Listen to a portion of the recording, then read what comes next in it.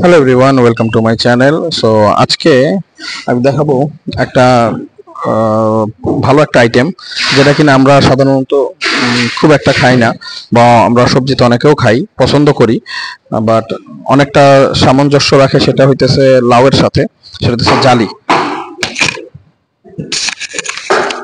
জালি হইতেছে এমন একটা আমাদের এখানে অবহেলিত সবজি।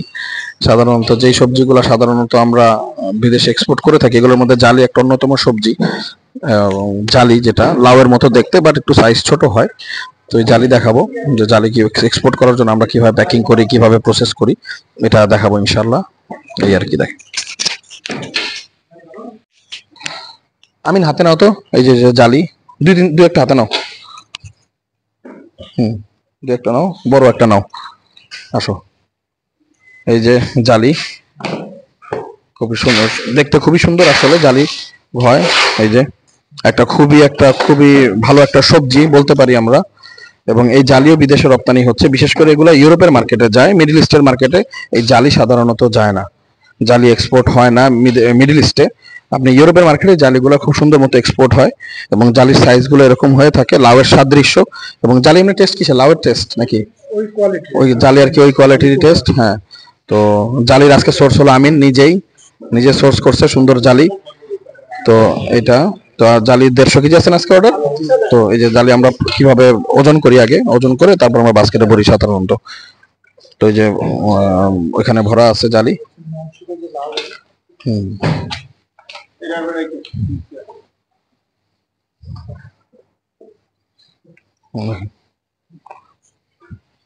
এক একটা বাস্কেটে সাধারণত 5 কেজি করে ভরা হয়।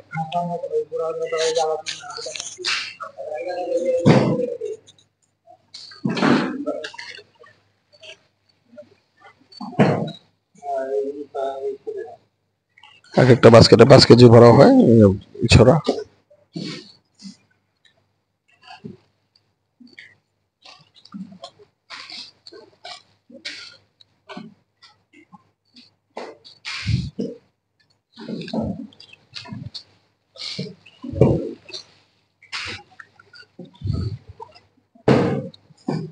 নেট 5 কেজি 20 গ্রাম করে ভরতে হইতেছে নাকি, 20-30 সর্বোচ্চ। হ্যাঁ, ঠিক আছে। আর লাউটা দেখাই আমি, আসলে লাউ খুলো তো, জালি আর লাউয়ের পার্থক্য। এই যে আমরা, এই যে সোনারগাঁওয়ের লাউ আর যশোর, দুই জায়গায় মিক্স আছে। যশোরে কম, কচি লাউ।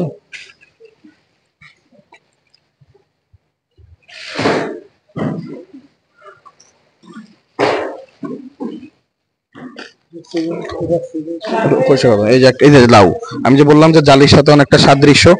এই যে হতেছে লাউ, বাইসা বেরো। হ্যাঁ,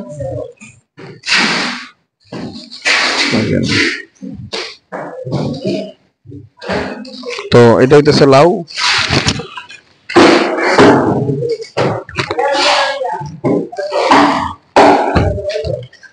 সাধারণত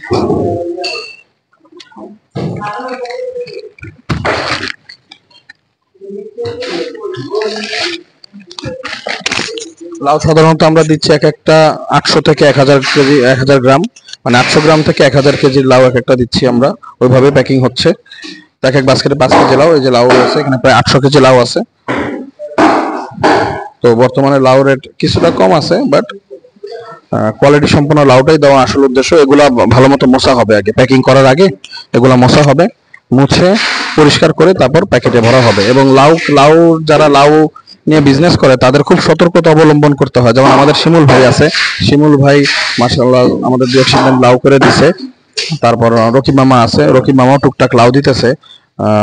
তো নর্মালি লাউ তারা জানে, তারা বুঝে যে লাউ করতে গিয়ে খুব সতর্কতা অবলম্বন করতে হয়। যেমন রকি মামা মনে হয় গত শিপমেন্টের আগে শিপমেন্টে অনেক লাউ, 150 পিস লাউ না 200 পিস লাউ আমাদের ফেরত পাঠাইতে হয়েছে, বা বাজারে বেচে দিতে হয়েছে, এক্সপোর্টের জন্য যায় নাই। কারণ হচ্ছে যে লাউটা আনার সময় একটু দাগ পড়ে গেছে। লাউয়ের একটা সমস্যা, এত সেন্সিটিভ একটা প্রোডাক্ট, একটু আঁচড় আসলে, যারা পরিমাণে একটু আঁচড় আসলে ওই লাউটা বাদ হয়ে যায়, ওটা এক্সপোর্টের জন্য আর চলে না। তো এক্সপোর্ট যেহেতু একেবারে ফ্রেশ মাল, ভালো মাল মাল লাগবে, এই জন্য তো বেস্ট মালগুলোই চলে, তাই আর কি। তো দেখেন, আপনি নর্মালি একটা প্র্যাকটিক্যালি দেখাই। ধরেন এই যে লাউটা,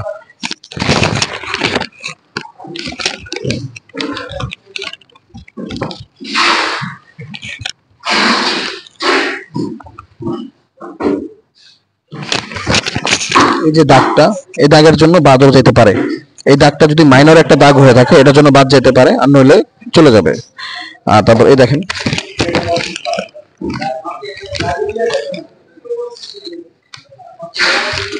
পুরো ফ্রেশ। সো ফ্রেশ গুলোই বেছে বেছে তারপর যাবে। সো এই হচ্ছে জালি আর লাউয়ের মধ্যে আপনাদের পার্থক্য একটা দেখাইলাম। তো জালি নিয়েও অনেকে কাজ, যদি আপনারা কাজ করতে পারেন আমাকে জানাবেন। যদি কেউ জালি নিয়ে গার্ডেনিং বা ফার্মিং করতে চান, যদি রুট লেভেল থেকে দিতে পারেন, কথা বলবেন ইনশাআল্লাহ। Thank you for watching my video.